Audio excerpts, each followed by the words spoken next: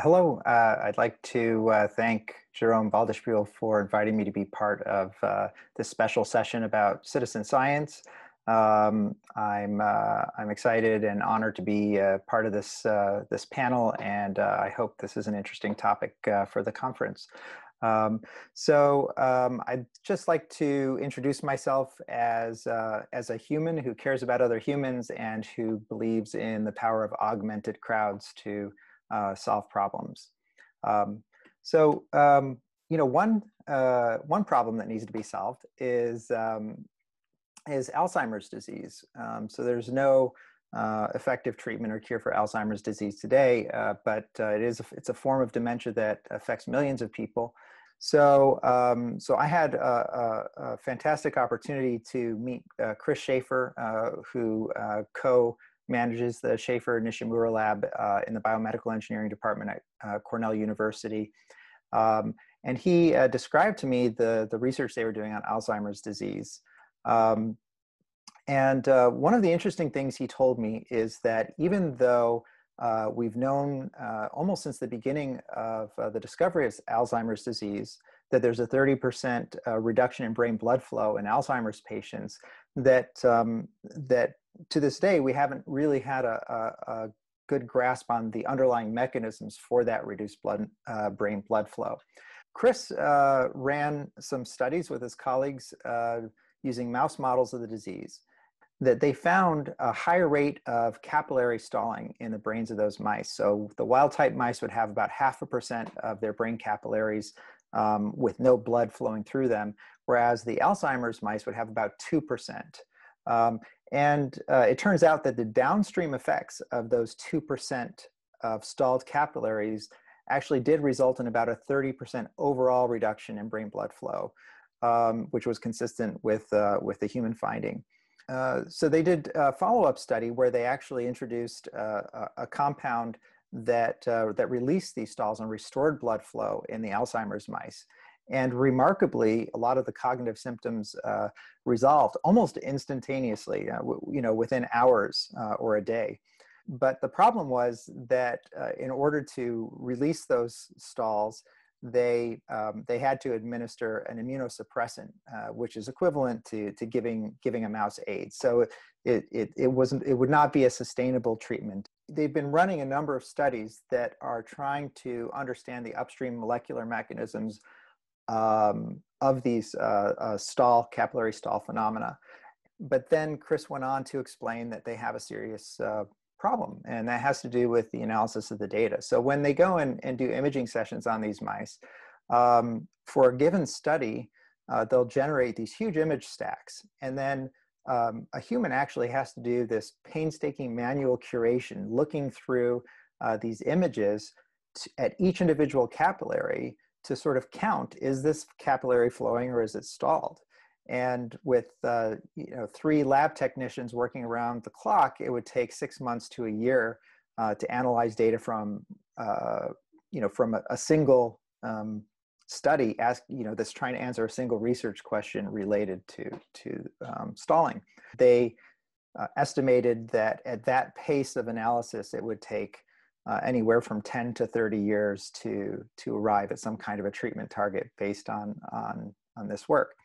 So I was kind of curious. I wondered if there was some way that we could, create micro tasks based on this analysis, and then farm that out to many different human volunteers in the context of a citizen science project, in order to make light work of this huge pile of data analysis that had to be done. And but the first question that I had to ask is whether or not they had tried automated methods. So at the Human Computation Institute, we kind of have this ethos about not using human cognitive labor if there's a way to do the same work using a machine. And so I asked Chris if they had tried automated methods, and of course he said they had, that they'd taken the best off-the-shelf machine learning algorithms, tried to train them to do this task, and that the machine learners could only get it about 85% accurate and they needed something closer to 99% accuracy. So they just couldn't do it with machines, and then I felt like we were on solid ethical footing in order to pursue a human-based approach. So so we created an online game called Stall Catchers to democratize this analysis so that members of the general public could play an online game and help analyze these huge mountains of Alzheimer's data. Today we have over 28,000 registered users on Stall Catchers. On any given day, 50 to 100 people are playing the game. We are executing the analysis about 5 times faster than the lab. So, analyzing a data set that previously would have taken 6 months to a year now only takes 1 to 2 months for each research question. And so, this is what Stall Catchers looks like. The player is shown a virtual microscope. So there's this little orange outline that surrounds the capillary that the player is supposed to be looking at, and they just make a determination if they think blood is flowing through that capillary or not.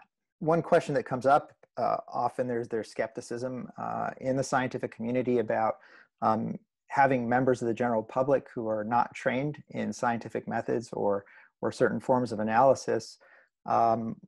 How can we trust, the quality of the data coming out? So obviously we ran validation studies on our platform, but we don't rely on any one individual to be able to provide an accurate assessment of a given capillary. We collect multiple observations about the same capillary from many different people, and then we use these wisdom of crowd methods to combine the answers into one crowd answer.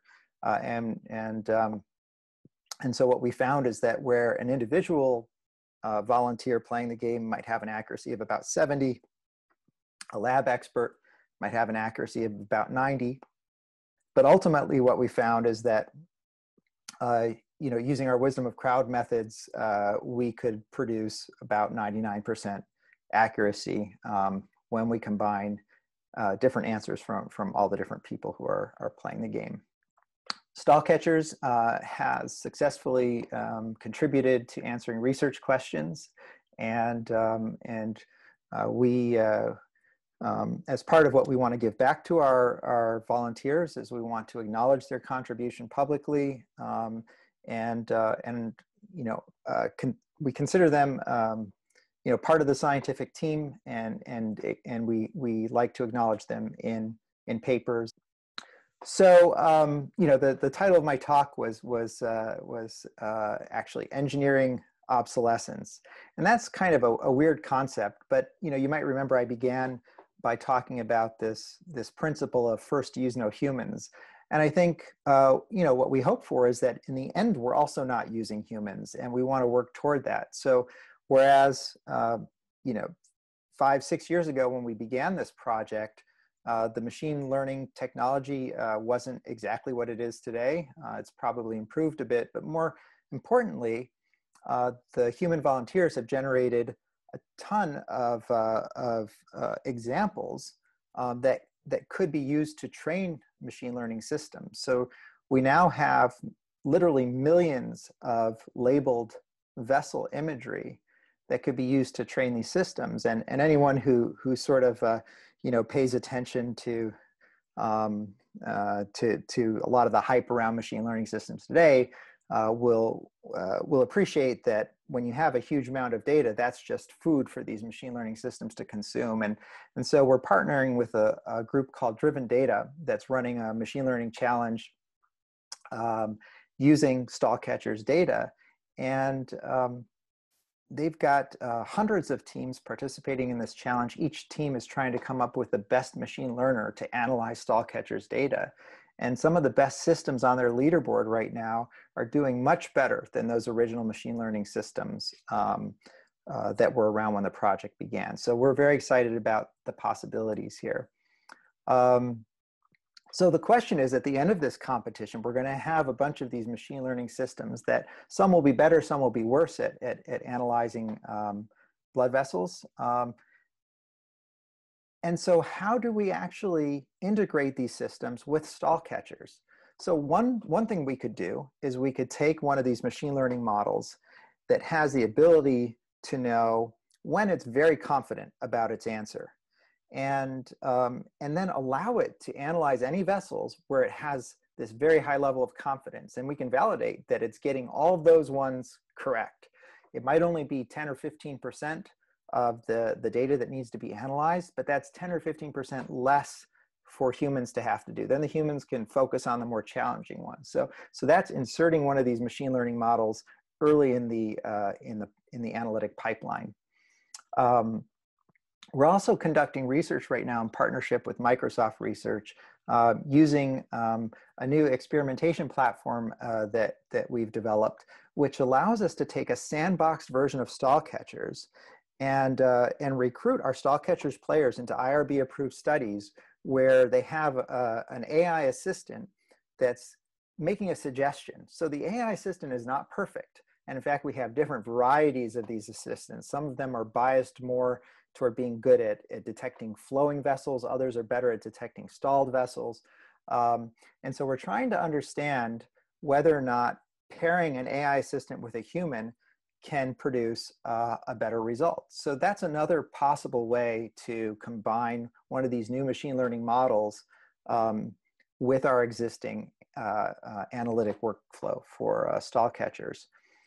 And then finally, and this is to me probably one of the most intriguing possibilities, is we can take these machine learning models and give them agency in the stall catchers game. In other words, we can give them each their own user account and let them play stall catchers alongside all the other humans. And when we use our wisdom of crowd methods, we'll just include the AI contributions as part of that crowd and see what kind of results we get when we do that. As I mentioned, to enable this kind of research, we've been developing this experimentation toolkit. And so any citizen science project that exists within this ecosystem we're developing can have this kind of quarantine sandbox version to do these studies. And then when something works well, that can be brought back into the citizen science project. So we're hoping that that once it's ready for prime time, that some of these other projects will give it a try, because we'd love to, see all the different problems that are that citizen science is being used to address today get solved even faster. So here are some early results from our study with the AI assistant. If you look at the human-only performance, the accuracy was about 68%. The AI-only performance was about 75%. And in most cases, well, in 2 out of the 3 cases with an AI assistant, the human and the AI working together actually did worse than the AI would have done by itself. So that's not too encouraging.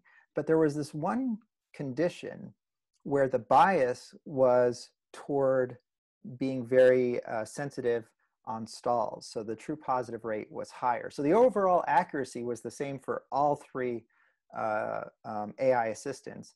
But in the case where the bias was very high toward answering stalled, then the combination of the human and the AI assistant produced a result that was better than the human alone or the AI alone. So this gives us hope that maybe we could create some kind of dynamic AI assistant that would look at the track record of a human and the individual needs of a human and tailor itself to those specific characteristics to produce a better output.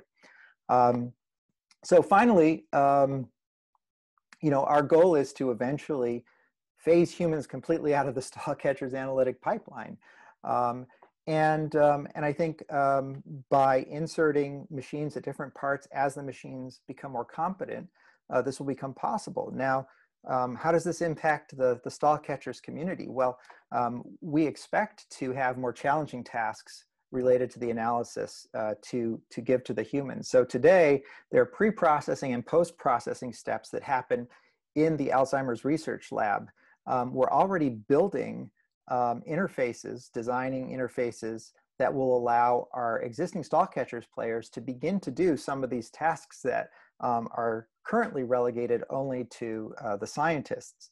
But what we really hope for is that eventually, when we create our next platform, and we are working on some other disease research accelerators, such as sickle cell disease, that these stall catchers players will migrate over to these other diseases where the machines just aren't good enough yet, and we can start tackling new problems and make better use of the human time. I'd like to just leave you with this. This is we're trying to build this data science ecosystem for studying and leveraging human-in-the-loop computing to solve different kinds of data science problems and domain research problems. And if you'd like to learn more about it, I've written about it. You can find the post at civium.io. And I'd be pleased to talk further with anyone who's interested in this topic, and you can reach me at this email address. So thanks very much, and again, very glad to be part of this panel, and look forward to the other talks. Thank you.